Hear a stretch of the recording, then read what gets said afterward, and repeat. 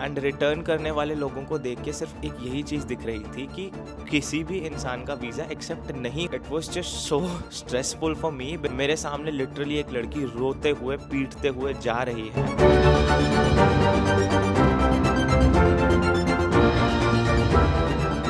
Hello everyone. तो before actually getting to the point and discussing कि मेरा visa interview का एक्सपीरियंस कैसा रहा था, मैं आपको थोड़ा सा अपने बारे में बताना चाहूँगा, क्योंकि इस वीडियो में मैं ये एक्सपेक्ट कर सकता हूँ कि थोड़े ऐसे भी व्यूअर्स आएंगे जो मेरे पास्ट कंटेंट को अभी तक नहीं देखते आए हैं।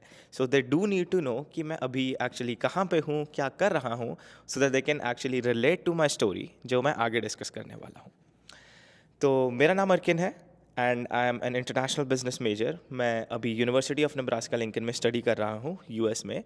And I came here in 2022 January. तो टेक्निकली ये मेरा थर्ड ईयर का लास्ट सेमेस्टर होना चाहिए था, but I took a semester off for medical reasons एंड इसीलिए ये मेरा थर्ड ईयर का फर्स्ट सेमेस्टर अभी चल रहा है। सो आज की हमारी जो ये वीडियो होने वाली है, it's gonna be in 2 different segments. जो पहला सेगमेंट होगा उसमें हम डिस्कस करेंगे कि मेरा एक्सपीरियंस कैसा था एज एन इंटरनेशनल स्टूडेंट जो कि एक बैचलर्स डिग्री के लिए जा रहा है। And in the second part we are gonna discuss कि मेरी तरफ से आपके लिए क्या सजेशंस हैं एंड क्या टिप्स हैं जो मैं आपको देना चाहूँगा ताकि आप एक बेटर वे में अपने इंटरव्यू के लिए प्रिपेयर कर सकें। तो सबसे पहले स्टार्ट करते हैं मेरे एक्सपीरियंस डिस्कस करने से।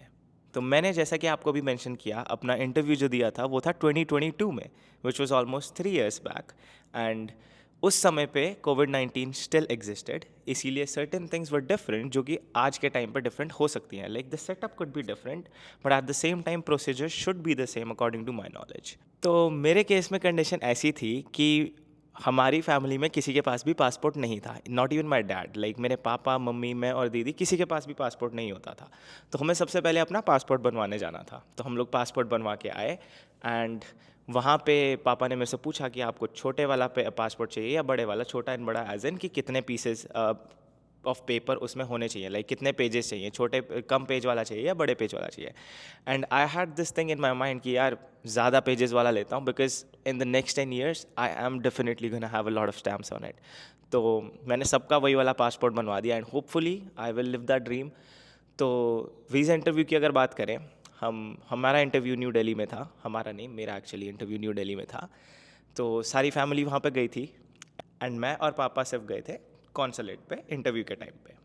तो उस समय ऐसा था सेटअप, मैं उसी समय की बात कर सकता हूँ, अभी का नहीं कर सकता। तो उस समय सेटअप इस टाइप का था कि बाहर चेयर्स लगाई हुई थी थोड़ी सी एंड एक वेटिंग एरिया टाइप बनाया हुआ था उन्होंने जस्ट कॉन्सुलेट के बाहर, जहाँ पे पेरेंट्स रुक सकते हैं and we can leave our stuff with them and then we can go in along with our documents and passport obviously.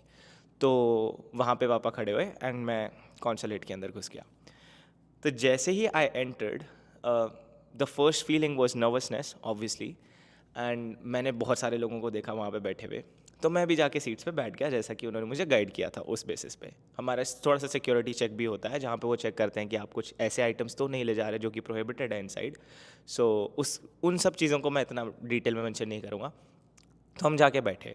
अब एक चीज़ जो वहाँ पे हुई, वो चीज़ ये हुई कि जब हम बैठे हुए थे तो साइड में कॉर्नर वाले डोर से लोग रिटर्न कर रहे थे एंड रिटर्न करने वाले लोगों को देख के सिर्फ एक यही चीज़ दिख रही थी कि किसी भी इंसान का वीज़ा एक्सेप्ट नहीं हो रहा है। And it was so shocking for me because I thought कि visa acceptance rate should be like 2 कि 3 में से 2 का एक्सेप्ट हो गया, 1 का नहीं हुआ, या 4 में से 2 का हो गया, 2 का नहीं हुआ। लाइक ऐसा रेशियो होना चाहिए था ना, या 5 में से 2 का हो गया, 3 का नहीं हुआ, दैट इज़ ऑल्सो फाइन।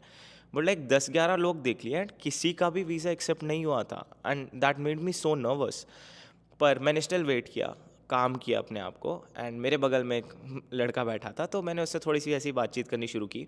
तो वो हाई स्कूल के लिए अप्लाई कर रहा था and I was just very surprise कि यार एक्चुअल में हाई स्कूल के लिए भी जा सकते हैं। बाय द वे, अगर आपको हाई स्कूल में जाने के लिए प्रोसेस देखना है तो the videos link is up there. मैंने उस पर भी एक वीडियो बनाई थी कि आप कैसे हाई स्कूल में स्टडी कर सकते हैं यूएस के। तो वो हाई स्कूलिंग के लिए अप्लाई कर रहा था। उसके बाद क्या होता है, काफ़ी देर वेट करने के बाद हमें अंदर भेजा जाता है एंड अंदर एक सेपरेट अलग से फिर वेटिंग एरिया होता है। उससे पहले हमारा सर्विस वगैरह थोड़ा बहुत चेक करते हैं वो, एंड देन उस वेटिंग एरिया में घुसने देते हैं। That waiting area is basically chairs and chairs के जस्ट सामने लाइन्स होती हैं डिफरेंट काउंटर्स के लिए। एंड आपको काउंटर वो बता देते हैं, वो वहाँ पे खड़े होते हैं officials and they tell you कि आप इस वाली लाइन में जाना, आप इस वाली लाइन में जाना, आप इस वाली लाइन में जाना। तो वहाँ पे आप बैठ के बेसिकली ऑब्जर्व करते हो और ये देखते हो कि किसका वीज़ा एक्सेप्ट हुआ और किसका वीज़ा रिजेक्ट हो रहा है। एंड उनके फेशियल एक्सप्रेशन से ही पता लगता है, इतना कुछ ज़्यादा सुनता तो है नहीं अनलेस आप बिल्कुल जस्ट उनके पीछे खड़े हो, तो उनके फेशियल एक्सप्रेशन से ही ज़्यादा पता लगता है।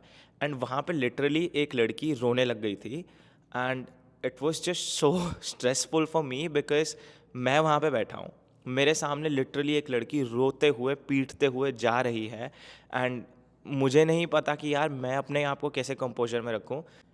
तो काफ़ी देर यही सब चलता है एंड देन फाइनली मेरी बारी आती है लाइन में लगने की। एंड लाइन में ज़्यादा लोग नहीं होते, लाइक लाइन जो होती है वो छोटी ही होती है, जनरली 4-5 लोग मैक्सिमम होंगे लाइन में, या हो सकता है कभी उससे ज़्यादा हो जाए, बट बहुत लंबी लाइन नहीं होती है, ज़्यादातर लोग बैठे होते हैं एंड देन आपको लाइन में सिर्फ तभी लगाते हैं जब लाइन थोड़ी छोटी हो जाए। तो मैं अपने काउंटर की लाइन में लग चुका हूँ एंड मुझे अब ज़्यादा कुछ तो नहीं सुनाई दे रहा, मुझे बस वेट है कि मेरे जो आगे वाला लड़का है उसकी पहले चांस आए एंड देन मैं उसका सुनूं एंड देन उसके बाद मैं थोड़ा समझ लूँ, थोड़ा प्रिपेयर कर लूँ अपने आप को कि कैसे मुझे एक्ट करना है उधर। ऑल्दो आई न्यू कि यार इंग्लिश आती है हम सबको, right, we are all confident, we are not doing anything wrong, हमारे पास सारे डॉक्यूमेंट्स पूरे हैं, हमारे पास फाइनेंसेस पूरे हैं, then but there was still that feeling inside me कि यार अगर बाई चांस नहीं लगा then what am I even gonna do. पर इट वॉज ओके, लाइक मैं अपने आप को बार बार काम डाउन किए जा रहा था and I was like everything would be fine, everything would be fine. पर फिर क्या हुआ, जो मेरे जस्ट आगे लड़का था, it was the same guy जिसके बारे में मैंने आपको बोला ना कि मैं पीछे जब फर्स्ट वेटिंग एरिया में बैठा था एंड एक लड़का था जो हाई स्कूल के लिए अप्लाई कर रहा था, तो वो लड़का था। वो लड़का आगे जाता है एंड वो उनसे वीज़ा ऑफिसर से बात करनी शुरू करता है, वो हकलाने लग जाता है, वो बिल्कुल हिचकिचाने लग जाता है, लाइक ऐसा नहीं कि he was naturally like that, नहीं, out of nervousness I saw him shaking and मैं उसको देख के मैं डर रहा हूँ कि यार ये क्या कर रहा है ये बंदा, लाइक इतना भी क्या हो गया। I do understand कि people do get nervous, but the way he was nervous, I've never ever seen anyone that nervous. तो बहुत नर्वस हो गया वो एंड जितने भी क्वेश्चंस वीज़ा ऑफिसर ने पूछे उससे, उसका वो जवाब ही ढंग से नहीं दे पा रहा है। लाइक उससे पर्पस ऑफ विजिट पूछा तो उसने पर्पस ऑफ विजिट, ऑब्वियसली मैं हिंदी में ट्रांसलेट करके बता रहा हूँ, तो उसने पर्पस ऑफ विजिट ये बताया कि मुझे अपनी बहन के पास जाना है, like I just want go to the place where my sister lives, that's it, like why did you select that specific high school, right, उन्होंने पूछा and he was like because it was closest to my sister's house. Like bro, वहाँ पे आपको explain करना है कि आपका motive of visit क्या है एंड भाई बता रहे हैं कि मुझे, मेरा मोटिव ऑफ विजिट इज़ कि मुझे दीदी के पास जाना है। आपको एक नॉन इमिग्रेंट अपना मोटिव शो करना है एंड वहाँ पे बंदा इनडायरेक्टली अपना इमिग्रेंट मोटिव शो कर गया, तो उसका वीज़ा रिजेक्ट हो जाता है and then he just leaves, he doesn't say anything, he just leaves. अब मेरा नंबर आता है।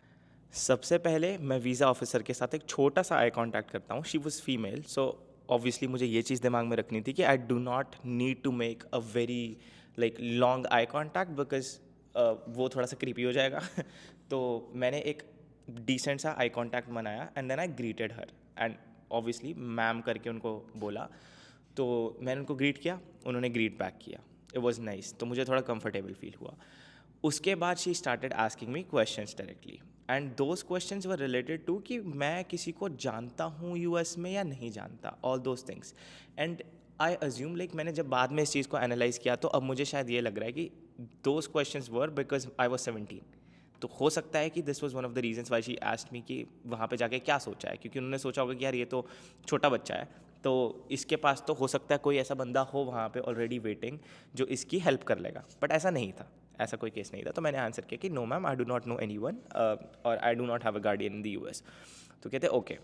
तो मुझे एक चीज़ जो उनको कन्विंस करनी थी which was my non immigrant motive, उसके लिए जिस भी टाइप के वो क्वेश्चंस पूछ रहे थे मुझे अकॉर्डिंगली आंसर करना था। तो मुझे, मेरा ये फ़र्ज़ ज़रूर था कि मेरे दिमाग में यही बात घूम रही थी कि कोई भी क्वेश्चन आएगा ना, मुझे उसको इस वे में आंसर करना है कि मेरा नॉन इमिग्रेंट मोटिव जो है वो प्रूफ हो। तो उन्होंने पूछा कि आपने यही यूनिवर्सिटी क्यों सिलेक्ट की। मैंने कहा लो जी, ये तो रट के आया हूँ मजाक कर रहा हूँ, ये तो मैं बहुत अच्छे से प्रिपेयर करके आया हूँ। मैंने बड़बड़ करके सुना दिया कि ये, बट एक चीज़ ध्यान रखना, बहुत जेनेरिक आंसर मत देना कि अरे US has top quality education, ये वो ऐसे वैसे। आपको आंसर जो देना है it should be very personal, like आपके स्पेसिफिक होना चाहिए। Why do you want to go there, like why is it specifically good for your degree, like यहाँ के कॉलेजेस के कंपैरिजन में वहाँ पे आपको ऐसा क्या मिल जाएगा जिसके लिए आप स्पेशली जा रहे हैं, आपने स्पेशली ये डिसीजन लिया है, ये एक्सपीरियंस लेना आप चाहते हैं। तो उस तरीके से मैंने उनको आंसर किया एंड फिर उन्होंने मेरे से पूछा कि आपको फ़ंड कौन कर रहे हैं, एंड देन आई सेड पापा कर रहे हैं। ठीक है, मैंने बताया। अब वहाँ पे मैं थोड़ा सा नर्वस हो गया, यू नो व्हाई, क्योंकि मुझे पेरेंट्स बोलना था, बट एक्सीडेंटली मैंने पापा का नाम ले दिया सिर्फ, कि सिर्फ पापा कर रहे हैं, तो I was nervous and then I added on कि I apologise, I wanted to say my parents both combined. तो शी जस्ट स्माइल्ड, तो वो चीज़ ठीक है, मुझ हो गया सही, मुझे अभी तक अच्छा फील हो रहा है। फिर क्या होता है, like I saw her about to give me a stamp, वो मुझे स्टैम्प लगाने ही वाली थी। This is my first ever experience, okay, visa experience. उनके पास कोई होता है, पेपर होता है जिसको फिलअप करते हैं और उस पर स्टैम्प लगाते हैं, तो वो करने ही वाली थी। एकदम से वो देखते हैं कि ओह, आप तो स्प्रिंग सेमेस्टर के लिए आए हैं, बट अभी तो फॉल सेमेस्टर वाले बच्चों का इनटेक चल रहा है, तो आपको इतनी जल्दी वीज़ा क्यों चाहिए? कि आप तो, आपके पास तो अभी तो हम प्रायोरिटी बेसिस पे दे रहे हैं वीज़ा। एंड वहाँ पे मैं डर गया। क्यों? क्योंकि मैंने देखा कि how many rejections are going on. अभी अगर मैं रिजेक्ट हो जाता हूँ तो फर्स्ट ऑफ ऑल मुझे सारी ये जो फ़ीस है वो फिर से पे करनी पड़ेगी, फिर से अपॉइंटमेंट करनी पड़ेगी, मोराल डाउन हो जाएगा वो अलग, और एक हिस्ट्री ये बन जाती है कि आप एक बार रिजेक्ट हो चुके हो। तो मुझे बहुत वियर्ड सी फीलिंग आई वहाँ पे कि यार ये सिर्फ मुझे इसलिए रिजेक्ट करने वाली है क्या, क्योंकि मैं स्प्रिंग सेमेस्टर के लिए जा रहा हूँ और अभी फॉल वालों को प्रेफरेंस मिल रही है। But later she said it's okay, and then उन्होंने मुझे मेरा पासपोर्ट वापस कर दिया। And I was confused, because जिन भी लोगों का वीज़ा एक्सेप्ट हो रहा था, I just only saw 2 people getting their visas accepted. तो जिन भी लोगों को का मैं पास देख रहा था कि उनका वीज़ा एक्सेप्ट हो रहा है, उनको पासपोर्ट वापस नहीं मिल रहा था, एंड जिनका रिजेक्ट हो रहा है उनको मिल रहा था वापस। एंड उसमें उन्होंने एक स्लिप रख के मुझे दी। तो I was confuse, that slip was yellow, and I was confuse कि यार ये क्या हुआ। तो उसको अच्छी अच्छी बात ये है कि मेरे ओवर थिंकिंग जो है वो और बढ़ने से पहले उन्होंने सामने से उस चीज़ को एक्सप्लेन कर दिया कि अभी जो है आपका जो टाइम पीरियड है वो 3 मंथ्स के अंडर नहीं है, कि आपको वीज़ा 3 मंथ्स के अंडर ही मिल सकता है अपने प्रोग्राम स्टार्ट डेट से। तो जब भी आपका वो 3 मंथ्स के अंडर हो जाएगा पीरियड ऑफ टाइम, तो आप वापसी आना, ये पेपर लेके आना और किसी भी वीएफएस में सबमिट कर देना। It doesn't have to be VFS global Delhi, किसी भी वीएफएस में सबमिट कर देना। So that was my short and simple experience. Visa interview के लिए जब मैं प्रिपेयर कर रहा था ना, तो आई सॉ एवरीवन्स, लाइक जिन लोगों ने भी इंटरव्यू दिया हुआ था ऑलरेडी, उनके एक्सपीरियंसेस मैं पढ़ रहा था। तो आई नोटिस दिस थिंग कि इसका कोई स्टैंडर्ड नहीं है। Like they code ask you a lot of questions just, and हो सकता है उसके पीछे कोई बहुत वैलिड रीज़न भी ना हो, they just wanted to ask it so they did. And हो सकता है वो बहुत सारे क्वेश्चंस ना पूछें और मेरी तरह आपका इंटरव्यू एट लाइक 30-40 सेकेंड्स में ख़त्म भी हो जाए। तो that is also very much possible case. तो ज़्यादा स्ट्रेस आउट मत करो इस चीज़ पे कि इंटरव्यू कैसा जाएगा कैसा नहीं जाएगा, अपनी साइड से प्रिपेयर्ड रहना। एंड मेन चीज़ जो है वो डॉक्यूमेंट्स आपके सब कंप्लीट होने चाहिए। चलो, अगर मैंने ये चीज़ मेंशन कर ही दी है, मैं आपको थोड़ा सा प्रिपेयर ही कर देता हूँ वीज़ा इंटरव्यू के लिए। So let's get into the second segment of the video where I am gonna help you out in preparing for the visa interview.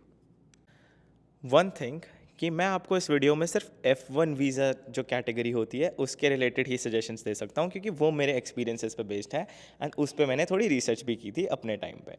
तो उसी रिलेटेड मैं आपको सजेशंस दे सकता हूँ, राइट। सबसे पहली चीज़ आपको ये देखना है कि F1 कैटेगरी में भी आपका प्रोग्राम जो है वो डिफरेंट हो सकते हैं। Like you could go for masters, you could go for bachelors, और you could go for a PhD programme.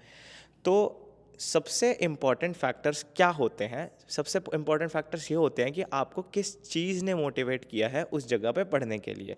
अब मान लीजिए आप फुल्ली फंडेड स्कॉलरशिप वाली PhD प्रोग्राम में जा रहे हैं किसी प्रोफेसर के अंडर, तो that is such an easy case to explain. आप डायरेक्टली वीज़ा ऑफिसर को बोल सकते हैं जाके कि आपका मोटिव ही ये है जाने का, because it was just a fully funded programme and you could gain an experience from it, it would be a really good time abroad. तो आपने सोचा वाई नॉट, बहुत अच्छा इजीली आप एक्सप्लेन कर सकते हो। बाकी भी जो टाइप ऑफ क्वेश्चंस होते हैं, it generally revolves around your university, आप उस यूनिवर्सिटी का रीजन, कि आप कितना जानते हैं उस जगह के बारे में, एंड बिसाइड्स दैट आपके मोटिव जो है वो आप कितना स्ट्रांगली उनके सामने प्रेजेंट कर सकते हैं, वो होते हैं क्वेश्चंस। तो एक क्वेश्चंस की लिस्ट मैं आपको डिस्क्रिप्शन में दे दूंगा, डू चेक इट आउट, वहाँ से आपको थोड़ी सी हेल्प मिल सकती है क्वेश्चंस रिगार्डिंग। लेकिन ये चीज़ भी आपको ज़रूर समझनी पड़ेगी कि जब एक वीज़ा ऑफिसर आपको इंटरव्यू ले रहा होता है, तो they do not have a list of questions in their mind, like they do not have a paper in front of them जिसको देख देख के वो क्वेश्चंस आपसे पूछते हैं। उनके दिमाग में अगर कोई रैंडम क्वेश्चन आता है आपके रिलेटेड, तो they could ask you about that too. तो इसीलिए ऐसा मत सोचना कि आपने 10 क्वेश्चन प्रिपेयर कर लिए, रट लिए कि यही आना है फॉर श्योर, 101% यही आना है, एंड उसके अलावा आप कुछ प्रिपेयर ही नहीं करके जा रहे, या फिर उसके अलावा आपको कोई नॉलेज ही नहीं है। ऐसा मत करना। थोड़ा सा खुद का भी दिमाग लगाना, एंड जो भी पॉसिबल चीज़ें आपको लग रही हैं कि यार मुझे पता होनी चाहिए, even as a person who is trying to study abroad, आपको वो चीज़ें पता होनी चाहिए, तो just go for it, prepare for it. Beside interview questions जो दूसरी सबसे इंपॉर्टेंट चीज़ होती है वो डॉक्यूमेंट्स होती है, राइट, कि हमें कौन कौन से डॉक्यूमेंट्स ले जाने हैं। तो उसको भी मैं आपके लिए थोड़ा सिंप्लीफाई कर देता हूँ, rather than just telling you कि कौन कौन से डॉक्यूमेंट्स हैं, वो भी मैं डिस्क्रिप्शन में मेंशन कर देता हूँ कि क्या क्या डॉक्यूमेंट्स आपको मेक श्योर करने हैं कि आपके पास हैं before you go for a visa appointment. और डॉक्यूमेंट्स रिलेटेड एक और इम्पॉर्टेंट चीज़ ये है कि डॉक्यूमेंट्स एक सीरीज़ में आप रखना, क्योंकि ऐसा होता है कि जब आप जैसे जैसे जा रहे हो ना उस प्रोसेस के थ्रू, तो आपको डिफरेंट डिफरेंट स्टेप्स पे डिफरेंट डिफरेंट डॉक्यूमेंट्स मांगे जाएंगे। एंड अगर उनके सामने, लेट से आप वीज़ा ऑफिसर के सामने खड़े हो, वो कोई डॉक्यूमेंट मांगता है एंड आप ढूंढने लग जाते हो ना, तो it doesn't give a good impression, and impression is a huge thing, ये चीज़ याद रखना। मेरा नेक्स्ट पॉइंट यही है। तो impression is a huge thing, ये मत करना कि आप ढूंढने लग जा रहे हो कि अरे कहाँ रखा था, यहीं तो रखा था। तो इसीलिए मैं सीरीज़ में ही डॉक्यूमेंट्स आपको दूंगा, उसी सीरीज़ में अपने डॉक्यूमेंट सेटअप करके ही आप जाइएगा वीज़ा इंटरव्यू के लिए। तो थर्ड हमारी सबसे इम्पॉर्टेंट चीज़ जो मेरे अकॉर्डिंग होती है, दैट इज़ एन इम्प्रेशन, कि आप कैसा इम्प्रेशन प्रोवाइड करते हैं वीज़ा ऑफिसर को एंड कैसे आप अपने आप को प्रेजेंट कर रहे हैं। अब इसमें काफ़ी सारी चीज़ें आ जाती हैं। ऑब्वियसली द बेसिक थिंग कि आपको टाइडी दिखना है, नीट दिखना है, जिसके लिए ड्रेस कोड भी एक बहुत इंपॉर्टेंट चीज़ है। तो मेक श्योर करना कि आपका ड्रेस कोड जो है वो कैजुअल ना हो। दैट्स दी ओनली रिक्वेस्ट कि यार कैजुअल मत रखना प्लीज़ अपना ड्रेस कोड, बिल्कुल मतलब लोअर में मत चले जाना। बी नीट एंड टाइडी, अच्छे ड्रेस कोड के साथ जाना। आई वुड सजेस्ट कि आप सेमी फॉर्मल या फिर फॉर्मल पहन सकते हैं, बिजनेस फॉर्मल्स भी पहन सकते हैं, although it might be too much अगर आप लाइक लिटरली सूट पैंट पहन के जा रहे हैं। ज़रूरी नहीं है बट पहन सकते हैं। अगर थोड़ा लाइक फॉल का टाइम है, मान लो थोड़ी ठंड का टाइम है, तो आप पहन भी सकते हैं, they would not mind it, because वो आपकी सीरियसनेस शो करता है उस स्पेसिफिक टास्क के टूवर्ड्स। इंप्रेशन में और क्या क्या चीज़ें आ जाती हैं, एक चीज़ ये कि जब भी जैसे ही आप वीज़ा ऑफिसर को देख रहे हो, तो क्या कॉन्फिडेंटली आप एक छोटा सा अच्छा सा आई कॉन्टैक्ट उनके साथ करते हैं एंड देन ग्रीट करते हैं। Greeting is a huge thing. Greeting करने के बाद आप पहले सामने वाले की टोन देखना एंड देन उस हिसाब से अपनी टोन डिसाइड करना। अब ऐसा होता है ना यार, कई बारी जैसे हम दोस्तों के साथ बैठे हैं, अब कोई दोस्त, एक कभी कभी ऐसा होता है ना कि 4-5 लोग बैठे हैं साथ में, 4 लोग तो बिल्कुल नॉर्मल टोन में बात कर रहे हैं और 5वां बंदा जो है वो बहुत चिल्ला चिल्ला के एक बहुत हाई टोन में बोल रहा है, तो वो बंदा अलग से ही पॉइंट आउट हो जाता है ना, राइट। एंड एक अच्छा इंप्रेशन वो चीज़ नहीं डालती। तो ये भी चीज़ ध्यान में रखना कि यार अगर सामने से ऑफिसर की टोन इज़ वेरी पोलाइट, तो आप अपनी लाउडनेस पे भी ध्यान रखना कि ऐसा नहीं कि आप बिल्कुल चिल्ला चिल्ला के बात कर रहे हैं। Even if you are naturally loud, कोशिश करना अपनी आवाज़ को थोड़ा दबाएं, it would just sound polite in front of him और हर। और इम्प्रेशन में एक और बहुत ही इम्पॉर्टेंट एलिमेंट है कि आप सामने से क्वेश्चंस को जब आंसर कर रहे हैं, तो आपने क्वेश्चंस को एक्चुअली सुना कितने अटेंटिवनेस के साथ है, कितने आप अलर्ट थे जब आप उस क्वेश्चन को सुन रहे थे। अब वो कैसे प्रूव होता है, जैसे मान लीजिए आपसे सामने से वीज़ा ऑफिसर ने सिर्फ इतना पूछा कि आप यूएस को क्यों जाना चाहते हैं, राइट, आप यूएस में स्टडी क्यों करना चाहते हैं। तो आपका यहाँ पे पर्पस इज़ कि आप उनको एक्सप्लेन करें अपना नॉन इमिग्रेंट मोटिव, कि मैं यूएस से एक्सपीरियंस किस तरीके से गेन करना चाहता हूँ और किस तरीके से मुझे हेल्प आउट करेगा मेरे फ्यूचर एम्बिशंस के टूवर्ड्स, राइट। लेकिन अगर ये बोलते बोलते आपने ये भी ऐड कर दिया उसमें कि I have relatives there who can help me out, I have people, I know people who can actually set things up for me, I can maybe get a full time job in future, ये चीज़ें तो कभी पूछी ही नहीं गई थी। आपने questions ध्यान से सुना ही नहीं। आपसे सिर्फ इतना पूछा गया था कि आपको क्यों जाना है। आपने ये बता दिया कि वहाँ पे कौन-कौन है, राइट? तो ये शो करता है, पहली बात तो ये शो करता है कि आप नर्वस हैं। दूसरी बात, कई बार आपकी ज़ुबान ऐसी फिसल जाती है कि आप कुछ ऐसी चीज़ें बोल देते हो जो आपको नहीं बोलनी थी एंड उसकी वजह से आपका वीज़ा रिजेक्ट हो सकता है। तो मेक श्योर कि आप अच्छे से सुन रहे हैं, अटेंटिव हैं। एंड यार एक चीज़ सिंपल सी समझ लीजिए, 1-2 मिनट की बात है, थोड़ा कॉन्फिडेंस रखो अपने ऊपर। आप बहुत एक बोल्ड स्टेप लेने जा रहे हो फ्यूचर में, आप अब्रॉड मूव करने वाले हो। ये 1-2 मिनट में अपनी लाइफ का डिसीजन ख़राब मत कर लेना यार, आपको फिर इतने सारे धक्के खाने पड़ेंगे। तो इसीलिए वो 1-2 मिनट पूरा कॉन्फिडेंस आपके पास जितना भी है, पूरी अटेंटिवनेस अपनी सब कुछ जो है उस पे डाल दो, इंटरव्यू के टूवर्ड्स डाल दो and you will get it. More over, while answering the questions, अपने दिमाग में ये चीज़ ज़रूर रखना कि आपको अगर अपना नॉन इमिग्रेंट मोटिव जो है वो एक परफेक्ट तरीके से प्रेजेंट करना है, for that you have to show the ties in between your education abroad and your intent to return back home and your career back home जो आप डेवलप करोगे यहाँ आके। तो एक अपने दिमाग में स्टोरी फॉर्म करके जाना, इवन अगर आपका एक इमिग्रेंट स्टेटस है ना, इवन अगर आप मतलब इमिग्रेंट स्टेटस मोटिव है, अगर आप चाहते हैं कि आप बाहर जाके यूएस में ही बसें, स्टिल आपको अपना नॉन इमिग्रेंट स्टेटस वहाँ पे प्रूफ करना पड़ेगा। वाई? क्योंकि जो आपको वीज़ा अभी प्रोवाइड हो रहा है वो नॉन इमिग्रेंट कैटेगरी में आता है। अगर आप इमिग्रेंट स्टेटस के लिए एम करेंगे तो आपको कभी मिलेगा ही नहीं, क्योंकि कैटेगरी ही डिफरेंट है। तो अभी आपको ये चीज़ ध्यान रखनी है कि जब भी आपसे पूछा जाएगा ना, आप एक स्टोरी बना लेना अपने दिमाग में कि यार मैं क्या बोलूँगा जब मेरे से पूछा गया कि आप अपनी एजुकेशन के बाद क्या करेंगे, या फिर ये एजुकेशन आपको कैसे हेल्प आउट करेगी फ्यूचर में। तो अपना एक प्लान बना लेना। जैसे फॉर एग्जांपल आप कह सकते हैं, अगर मान लीजिए जैसे आप मेरी तरह से बिजनेस फील्ड में हैं, तो उसका आप एग्जांपल ये दे सकते हैं कि मैं ग्लोबल एक्सपोजर लेके आऊँगा, कल्चरल चीज़ें सीख के आऊँगा, टेस्ट एंड प्रेफरेंसेस सीखूंगा, बड़े बड़े लोगों से मिलूंगा, वहाँ पे एक बेटर एजुकेशनल एनवायरनमेंट से जो भी सीख मुझे मिलेगी, यहाँ पे आके मैं अपने फैमिली बिजनेस में उस चीज़ का हेल्प आउट कर सकता हूँ। या फिर अगर फैमिली बिजनेस नहीं है तो एक स्टार्टअप क्रिएट करना है मुझे, जिस पे मैं अपना ग्लोबल एक्सपोजर और नॉलेज जो है वो पुट इन करूँगा, एंड मुझे एक बेटर हेड स्टार्ट मिल जाएगा in comparison to other people. तो मेरी तरफ से आज की वीडियो के लिए सिर्फ इतना ही था। एंड अगर आपको कोई भी क्वेश्चंस इस वीडियो या फिर इस टॉपिक के रिलेटेड हैं तो don't hesitate to ask them in the comment section. अगर आपके पास मेरे लिए वीडियो सजेशंस हैं तो आप वो भी कमेंट सेक्शंस में लिख सकते हैं। बिसाइड्स दैट मैंने आपके लिए डिस्क्रिप्शन में एक छोटी सी गाइड दे दी है कि कैसे प्रिपेयर करना, इसी सारी चीज़ों को जो मैंने अभी डिस्कस किया समराइज़ करते हुए। And I wish you good luck for your visa interview. Hope you crack it. Bye bye.